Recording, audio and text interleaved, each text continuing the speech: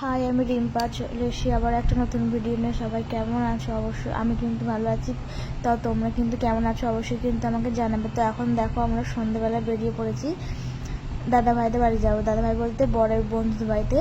তো ওখানে যাবো বলে আমরা বেরিয়ে পড়েছি। দেখো এখানে কি গান হচ্ছে, কিন্তু তোমরা গেস করে বলতে থাকো আমাকে কে কে বুঝতে পারছো গানটা কি, কিন্তু কমেন্টে অবশ্যই আমাকে জানিও।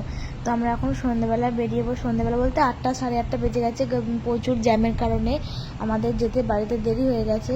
দেখো তার মধ্যে কিন্তু ঘরে চলে গেছে। আমরা ওখানে গিয়ে কিন্তু ভিডিও করিনি ঠিকঠাক করে।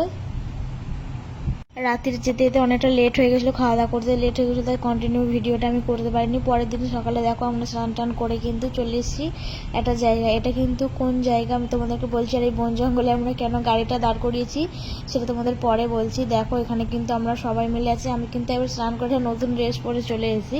তো আমি জানতাম না, তার কারণে আমি চান টান করে নতুন ড্রেস পরে কিন্তু একবারে চলে এসেছি। তো এখানে আমি এসেছি, দাদার মেয়ে এসে, দেখো এখানে আরও সবাই কিন্তু এসেছি, দুটো বৌদি এসছে, দাদা এসছে, আমার বর এসছে। দেখো এখানে কিন্তু আমরা কুল পাড়তে চলে এসেছি।